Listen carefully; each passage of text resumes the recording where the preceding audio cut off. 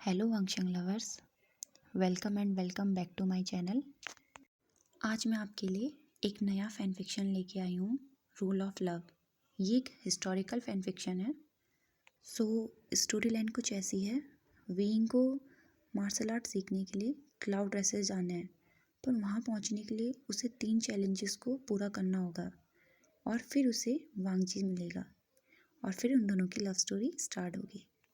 Okay guys, अगर आपको मेरा एक्सप्लेनेशन थोड़ा स्लो लगता है तो आप स्पीड को बढ़ा सकते हैं वीडियो की और आप वीडियो देख सकते हैं, जिससे आपका टाइम भी कम वेस्ट होगा और आप पूरी स्टोरी सुन भी लोगे। और हाँ, इस फैन फिक्शन में आपको लव ट्रायंगल भी देखने को मिलेगा, पर डोंट वरी, लास्ट में हमारे 2 क्यूट से बने ही साथ होंगे। तो चलो फैन फिक्शन स्टार्ट करते हैं। तो कहानी है आज से 3000 साल पहले की। दुनिया जब छोटे छोटे कबीलों में बढ़ी थी, जिसमें से एक प्रसिद्ध कबीला था जांग कबीला, जहाँ लोग अपनी आध्यात्मिक शक्ति से अपने कबीले की रक्षा करते थे। जिसकी आध्यात्मिक शक्ति जितनी प्रबल होती थी, वो उतना ही महान योद्धा माना जाता था।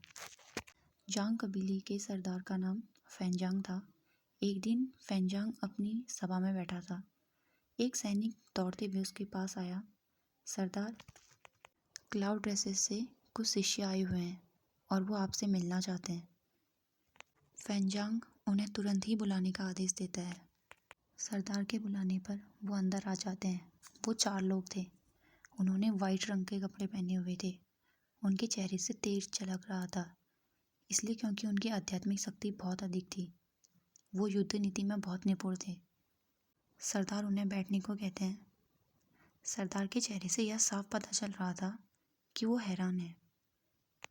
उनमें से एक शिष्य, जिसका नाम लांगवांजी था, वो खड़ा होता है। वो कहता है, हमारे गुरु ने आपके लिए एक निमंत्रण पत्र भेजा है। एक्चुअली वो अपने अंकल की बात कर रहा था, लैन कुरेन की। राजा अपने राजमंत्री से वह पत्र लेने को कहता है और उसका मंत्री बताता है कि महान गुरु लैन कुरेन ने आपसे निवेदन किया है कि आप राजकुमार को उनके यहाँ क्लाउड रेसेस में पढ़ने के लिए भेजें। यह सुनकर राजा हैरान हो गया था और वह वांगजी से पूछता है, मैं इसका मतलब समझा नहीं। क्लाउड रेसेस में जाना इतना आसान नहीं है। वहाँ पहुँचने के लिए राजकुमारों को 3 चुनौतियों का सामना करना पड़ता है, तब जाकर वह गुरुकुल के शिष्य बन पाते हैं। तो आज अचानक से गुरुजी ने यह निमंत्रण पत्र यहाँ क्यों भेजा है? वांगजी कहता है, हमारे गुरुकुल में शिष्यों की कमी होने लगी है। हर साल सैकड़ों कबीलों से जब राजकुमार शिक्षा प्राप्त करने के लिए आते हैं, वो 3 चुनौतियों का सामना नहीं कर पाते, जिस वजह से वह वापस लौट जाते हैं और अब गुरुकुल में शिष्यों की कमी होने लगी है। इसलिए अंकल ने कुल 20 कबीलों में यह निमंत्रण पत्र भेजा है, जिससे कि वहाँ के सरदार अपने राजकुमारों को गुरुकुल शिक्षा प्राप्त करने के लिए भेजें। वहीं दूसरी ओर क्लाउड रेसेस में मास्टर कुरेन अपने कमरे में बैठकर कुछ लिख रहे थे। तभी वहाँ पर लैन सिचेन आता है। वह मास्टर कुरेन से पूछते हैं, अंकल, क्या आपने कुछ शिष्यों को पहाड़ी के नीचे भेजा है? पहले तो लैन कुरेन सिचेन का कोई जवाब नहीं देता, पर सिचेन बार बार उससे सवाल करता है, जिससे लैन कुरेन अपनी जगह से उठ जाता है और सिचेन से कहता है, चलो मेरे साथ। वो सिचेन को एक गुप्त कमरे में लेके आया था, जहाँ चारों ओर तालिस्मान थे। सिचेन कहता है, अंकल, ये कौन सी जगह है और मुझे इस बारे में क्यों नहीं पता था? उस गुफा में एक तलवार थी, जिससे तेज रोशनी निकल रही थी और उसके चारों ओर तालिस्मान थे। तब सिचेन पूछता है, अंकल, ये तलवार किसकी है और इससे इतनी एनर्जी क्यों निकल रही है? लैन कुरेन कहता है, ये मेरे गुरुजी की तलवार है। तब सिचेन कहता है, आपके गुरुजी? मैंने कभी उनके बारे में नहीं सुना। तब लैन कुरेन उसे बताते हैं कि वो एक तालिस्मानी गुरु थे। उनके पास अनंत शक्ति थी। मुझे ठीक से याद नहीं, पर शायद आज से लगभग 400 साल पुरानी बात है, जब इस धरती पर काली शक्तियाँ बढ़ती ही जा रही थी। दुनिया में एक ऐसी ऊर्जा का भंडारण हो रहा था जो दुनिया को विनाश की ओर ले जा रहा था। तब मेरे गुरु ने उन काली शक्तियों का सामना किया और उन्हें पाताल के नीचे दफना दिया था। लेकिन इसी बीच उनकी मृत्यु हो गई। यह उनकी तलवार है। इस तलवार में इतनी शक्ति है, अगर यह किसी गलत हाथ में लग गई तो ये पूरी दुनिया को तबाह कर सकती है। पिछले 400 सालों से मैं इस तलवार की रक्षा करते आ रहा हूँ, पर अब मेरी शक्तियाँ कमज़ोर होने लगी हैं। मुझे डर है कि मैं इस तलवार की अब रक्षा नहीं कर पाऊँगा। तब लैन कुरैन कहता है, मेरे गुरुजी ने कहा था कि इस दुनिया में फिर से क़यामत आएगी, मुर्दे फिर से जिंदा होंगे, नदियाँ उल्टी बहने लगेंगी, सारी आत्माएं आज़ाद हो जाएंगी, दुनिया में इंसानियत का नामो निशान मिट जाएगा। तब लैन सिचेन थोड़ा डरी हुई आवाज़ में कहता है, क्या इसका मतलब दुनिया सच में ख़त्म हो जाएगी? क्या इसका कोई उपाय नहीं अंकल? लैन कुरैन मुस्कुराते हुए कहता है, जीवन अपना रास्ता खुद ढूंढ लेता है, यह मेरे या तुम्हारे हाथ में नहीं है। लैन कुरैन सिचेन से कहता है, इस बार जितने भी शिष्य शिक्षा लेने आएंगे तुम उनके साथ थोड़ा सख्ती से पेश आना, क्योंकि इससे ही वो एक काबिल योद्धा बन पाएंगे।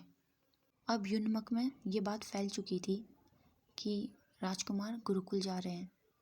सब लोग बातें कर रहे थे, क्या वो वहाँ पहुँच पाएंगे?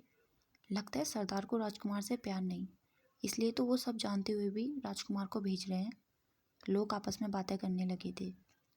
ये बात मैडम ल्यू तक भी पहुंच गई थी और वो गुस्से में सरदार के पास जाती है, क्या आप विंग को युद्ध कला सीखने के लिए भेज रहे हैं? सरदार कोई जवाब नहीं देता। रानी कहती है, तो यह सच है, लेकिन मेरा बेटा वहाँ नहीं जाएगा, सुना आपने? फैंजांग कहता है, बोलो मत।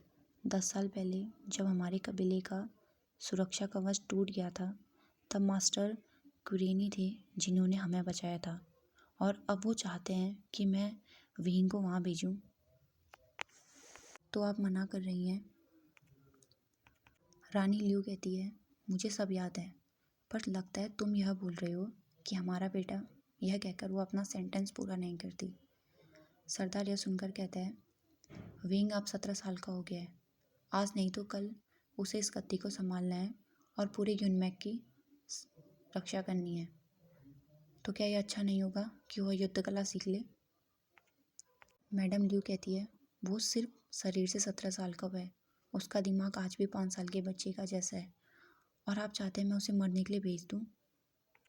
अब मैडम ल्यू कहती है, अगर मास्टर लैन कुरैन ने राजकुमार को भेजने के लिए ही कहा है तो तुम जेनचांग को क्यों नहीं भेज देते? यह सुनकर सरदार कहता है, मुझे पता है कि तुम उसे पसंद नहीं करती, पर भैया के जाने के बाद उनकी याद के तौर पर मेरे पास बस वही बचा है, और मैंने भैया से वादा किया था कि मैं उसकी रक्षा करूँगा। और रही बात गुरुकुल जाने की, तो यह विंग जाएगा क्योंकि ये उसकी जिम्मेदारी है। उन दोनों की बात जनचा सुन रहा था और वह क्लाउड रेसेस जाने की सोचता है, इसलिए वो अपने चाचा के पास जाता है जो विंग को भेजने की तैयारी कर रहे थे। वो चाचा को प्रणाम करता है। सरदार कहता है, तुम जनचांग, तुम यहाँ क्या कर रहे हो? जनचांग कहता है, चाचा दरअसल मुझे आपसे कुछ कहना था। नहीं, मुझे आपसे कुछ मांगना था। उसका चाचा हंसते हुए कहता है, तुम्हें मुझसे जो भी मांगना है या जो भी कहना है तुम कह सकते हो। जनचांग कहता है, मुझे क्लाउड रेसेस जाना है। ये सुनकर सरदार थोड़ा शॉक तो हो गया था, पर उसे पता था कि जनचांग को भी वो यहाँ नहीं रोक सकता, क्योंकि उसे भी पूरा हक है युद्ध कला सीखने का। लेकिन वो जनचांग को पहले मना करता है, क्योंकि उसे पता था कि 3 चुनौतियाँ बहुत मुश्किल हैं। वो कहता है, तुम रोज़ यहाँ अभ्यास करते हो और तुम युद्ध कला में भी अच्छे हो, तुम आगे जाकर एक महान योद्धा बनोगे, तुम्हें गुरुकुल जाने की कोई ज़रूरत नहीं है, और अगर तुम्हें युद्ध कला सीखनी है तो मैं एक अच्छे मास्टर को तुम्हें सिखाने के लिए भेज दूँगा, तुम उनसे सीख लेना। पर जनचांग गुरुकुल जाने की जिद कर रहा था। वो कहता है, मुझे पिताजी की तरह एक महान योद्धा बनना है। आपने अभी तो कहा था ना कि मैं आपसे जो भी चाहूँ मांग सकता हूँ। मैं आपसे मांगता हूँ कि मुझे युद्ध कला सीखने जाना है, क्या आप मुझे जाने देंगे? महाराज कहता है, पर बेटा वहाँ बहुत खतरा है और तुम अभी सिर्फ 16 साल के हो, अगर तुम्हें कुछ हो गया तो मैं क्या करूँगा? जनचांग कहता है, क्या आपको मुझ पर भरोसा नहीं है? सरदार कहता है, अब मैं क्या कहूँ? क्या तुम सच में जाना चाहते हो? एक बार और सोच लो, जिस सफ़र में तुम जाना चाहते हो वहाँ बहुत खतरा है। अगर वहाँ तुम सफल होते हो तो तुम एक योद्धा बन जाओगे, मगर असफल होते हो तो तुम्हारी जान भी जा सकती है। क्या तुम्हें मंजूर है? चंचंग बिना देर करे मुस्कुराते हुए कहता है हाँ। सरदार मान जाता है और कहता है तुम्हें कल निकलना है तो तुम तैयारी करो। वो वहाँ से खुश होकर चले जाता है। विंग एक 17 साल का लड़का जिसका दिमाग आज भी 5 साल के बच्चे का जैसा है। नियान एक 17 साल का लड़का जिसका दिमाग आज भी 5 साल के बच्चे का जैसा है। वो तालाब के किनारे लेटा था अपने कछुए के साथ। तभी एक 6 साल का बच्चा उसके पास दौड़ते हुए आया। वो हाँफते हुए कहता है तुम यहाँ आराम से सोए हो और तुम्हें पता है कबीले में क्या हो रहा है? वीन कहता है अब चुप भी हो जाओ, दिखाई नहीं दे रहा मैं यहाँ आराम कर रहा हूँ। वो बच्चा कहता है तुम्हें पता है ये तुम्हारे बारे में है, सरदार तुम्हें गुरुकुल भेज रहे हैं। वीन कहता है गुरुकुल, वो क्या होता है? वो अपने कछुए को अपने हाथ में उठाकर पूछता है चुक चुक, क्या तुम्हें पता है गुरुकुल के बारे में? बच्चा कहता है मैं तुम्हें बताता हूँ। माँ कह रही थी सारे राजकुमार युद्ध कला सीखने के लिए वहाँ जाते हैं और जब तुम वहाँ जाओगे तो तुम भी एक महान योद्धा बन जाओगे। ये सुनकर वीन खुश हो जाता है और बच्चे से कहता है क्या सच में मैं एक योद्धा बन जाऊँगा? और भागते हुए अपने पापा के पास जाता है। उसके पिता उसको गुरुकुल भेजने की तैयारी कर रहे थे। वो अपने पिता से कहता है पिताजी, मुझे मेरे दोस्त ने कहा कि मैं कल गुरुकुल जा रहा हूँ। खुश होते हुए कहता है आप देखना मैं एक महान योद्धा बनूंगा और आपकी और माँ की रक्षा करूंगा। उसका पिता कहता है जाओ अपनी माँ से मिल लो। उसकी माँ चिंता में थी। वो अपनी दासी से कह रही थी क्या विंग वहाँ पहुँच पाएगा? अगर वह 3 चुनौतियों का सामना नहीं कर पाया, अगर उसे कुछ हो गया तो? इतने में विंग भी वहाँ आ गया था। वो अपनी माँ के आंखें बंद करके कहता है बताओ मैं कौन हूँ? उसकी माँ बहुत चिंता में थी पर उसे बताना नहीं चाहती थी, इसलिए वो मुस्कुराते हुए कहती है तुम एक कैबेज हो जिसे मैंने बहुत प्यार से लगाया। ये सुन के विंग मुंह बनाने लगता है और कहता है माँ, क्या आप मुझे नहीं पहचान रहे? मैं विंग हूँ, लगता है आपकी आंखें कमज़ोर हो गई हैं। उसकी बात सुन के मैडम ल्यू की आंखों में आंसू आने लगे थे और विंग को गले लगाकर रोने लगती है। उसका रोते हुए देखकर विंग उसकी माँ से पूछता है माँ आप रो क्यों रहे हो? लेकिन उसकी माँ खुद को संभालते हुए कहती है कुछ नहीं, बस मेरी आंखों में कुछ चला गया था। तब विंग उसकी माँ को बताता है आपको पता है मैं क्लाउड रेसेस जा रहा हूँ। मेरा दोस्त कह रहा था कि वहाँ बहुत सारी तितलियाँ हैं और वो बहुत सुंदर जगह है। देखना जब मैं वहाँ से वापस आऊँगा ना, मैं आपके लिए बहुत सारी तितलियाँ लेके आऊँगा और हम वहाँ खेलेंगे। विंग उस रात अपनी माँ से बात करते हुए वहीं सो जाता है। दूसरे दिन दोनों भाई गुरुकुल जाने के लिए तैयार हो गए थे। उन्हें छोड़ने के लिए पूरा कबीला तालाब तक आया था। मैडम ल्यू ने काफ़ी सारा सामान उन्हें दे दिया था, लेकिन सरदार ने वो सामान ले जाने से मना कर दिया। उन्होंने कहा कि वो वहाँ शिष्य होंगे ना कि राजकुमार, इसलिए उनको वहाँ इस सामान की ज़रूरत नहीं पड़ेगी। विंग और जनचांग सरदार और रानी का आशीर्वाद लेते हैं। जाते जाते मैडम ल्यू जनचांग से कहती है अगर विंग को कुछ हो गया तो तुम भी वापस मत आना, और वो विंग के गले लगकर उसे अलविदा कहती है। जब विंग और जनचांग नाव में थे तब जनचांग सोच रहा था कि वह कौन सी 3 चुनौतियाँ हैं जिन्हें पार करके वो गुरुकुल तक पहुँचेंगे। वो सोच रहा था जब उसने चाचा जी से पूछा था चुनौतियों के बारे में तो उन्होंने कहा था कि वह नहीं जानते और समय आने पर तुम्हें खुद पता चल जाएगा। विंग तालाब में हाथ डालकर पानी के साथ खेल रहा था। तभी जनचांग देखता है कि अचानक से बहुत सारे बाज उनके चारों ओर चक्कर लगाने लगते हैं। वो बाज सामान्य बाजों से बड़े थे, उनके नाखून बड़े और धारदार थे। अचानक से एक बाज विंग के ऊपर हमला कर देता है, लेकिन जनचांग विंग को बचाने के लिए तलवार से उस बाज पर हमला कर देता है, जिससे वो बाज चिल्लाते हुए उड़ जाता है। लेकिन थोड़ी देर में उनके ऊपर बहुत सारे बाज हमला कर देते हैं। उनके नाखूनों से जनचांग घायल हो गया था, पर वो फिर भी अपने तलवार से उन पे वार किए जा रहा था। उसके बहुत ज़्यादा हिलने की वजह से नाव उल्टी हो गई थी, जिससे विंग और वो तालाब में गिर गए थे। जनचांग बहुत घायल था, जिससे उसके शरीर का खून तालाब में फैल गया था और वो दोनों बेहोश हो जाते हैं।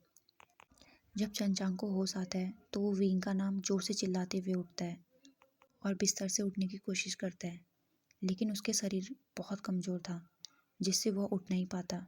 वह देखता है कि उसके बगल में एक बच्चा खेल रहा था। वो बच्चे को बुलाता है, लेकिन वो बच्चा उसे देखकर बाहर भाग जाता है और अपनी माँ को बुला कर लाता है। उसकी माँ कहती है, तो आखिरकार तुम्हें होश आ ही गया, तुम अब कैसा महसूस कर रहे हो? जनचांग उससे पूछता है, मेरा भाई कहाँ है? वो औरत कहती है, तुम्हारा भाई? वो तुम्हारे साथ नहीं था? जनचांग कहता है, नहीं, ऐसा नहीं हो सकता, मैं और मेरा भाई एक साथ तालाब में गिरे थे, लेकिन मैं यहाँ कैसे आया? वो औरत कहती है, मेरे पति मछुआरे हैं, तुम उनकी जाल में फंसे थे, उन्होंने देखा कि तुम घायल हो तो तुम्हें हमारे घर ले आए, तुम पिछले 3 दिन से बेहोश हो, हमें नहीं पता तुम्हारा भाई कहाँ है। जनचांग कहता है, मुझे उसे ढूंढना होगा, और वो बिस्तर से उठने की कोशिश करता है, लेकिन वो फिर से गिर जाता है। वो औरत कहती है, देखो तुम्हारा शरीर बहुत कमज़ोर है, तुम्हें थोड़ा आराम करना होगा, जब तुम थोड़ा ठीक महसूस करोगे तब अपने भाई को ढूंढने चले जाना। जनचांग चाह कर भी बिस्तर से नहीं उठ पा रहा था। और वहीं दूसरी तरफ विंग, जो तालाब के किनारे बेहोश पड़ा हुआ था, अब उसे धीरे धीरे होश आने लगता है और वो आंखें खोलता है। वो ज़ोर ज़ोर से जनचांग का नाम पुकारने लगता है। जब बहुत देर उसका नाम पुकारने के बाद वो नहीं आता तो वो उठने की कोशिश करता है, लेकिन विंग जैसे ही उठने की कोशिश करता है उसके पैर में जोर का दर्द होता है और वो नीचे गिर जाता है। उसे अपनी माँ की याद आती है और वो ज़ोर ज़ोर से रोने लगता है। वो इतनी ज़ोर से रो रहा था कि उसका हल्ला सुनकर म्या जो पेड़ के ऊपर सोई थी वो नीचे गिर जाती है। गुस्से में कहती है, ये कौन चिल्ला रहा है ऐसे? विंग ज़ोर ज़ोर से रो रहा था। म्या उसके पास जाके कहती है, अब चुप भी हो जाओ। विंग उसकी तरफ देखता है और कहता है, तुम कहीं कोई चोर तो नहीं? और वो डरते हुए कहता है, मेरे पास मत आना, मेरे पास कुछ नहीं है। और वो म्या को डराने के लिए एक छोटा सा पत्थर पकड़ लेता है। पर म्या कहती है, सच में तुम्हें लगता है कि मैं इस छोटे से पत्थर से डर जाऊंगी? और वो पत्थर की तरफ देखती है। पत्थर मिट्टी बनकर विंग के हाथों से फिसल जाता है और विंग और भी ज़्यादा डर गया था और वो म्या से वहाँ से जाने को कहता है। लेकिन म्या कहती है, एक तो तुमने चिल्लाकर मेरा नींद खराब कर दी, दूसरा तुम्हें लगता है कि मैं एक चोर हूँ, तुम्हें पता है तुम्हारी इस गलती की वजह से मैं तुम्हारी जान भी ले सकती हूँ। विंग कहता है, मेरी जान? तुम मेरी जान लेके क्या करोगी? मैं तो एक छोटा बच्चा हूँ। बच्चा? ये कहकर म्या हंसने लगती है। उसे हंसता हुआ देखकर विंग और ज़ोर से रोने लगता है।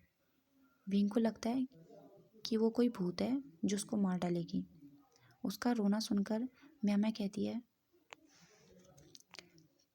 तुम्हारी आवाज़ से मेरे कानों में खून आने लगा है। म्या कहती है, चलो मेरे साथ।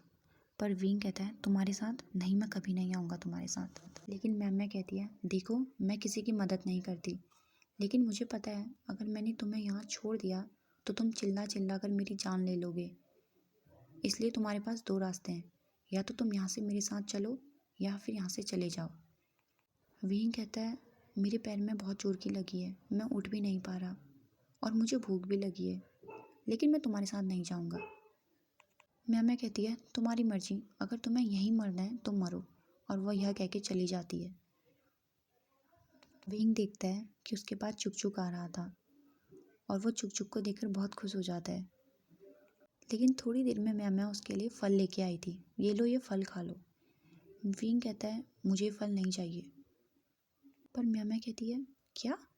तुमने ही तो अभी कहा था ना तुम्हें भूख लगी है। और म्या उसके पास जाती है, लेकिन म्या को ऐसे देखकर विंग डर गया था और वो जोर जोर से जनचांग को बुलाने लगता है। म्या उसका पाँव खींच के कहती है, तुम्हारे पाँव में ज़्यादा चोट नहीं है, मोच आई है, 2 दिन आराम करने से ठीक हो जाओगे, चलो मेरे साथ।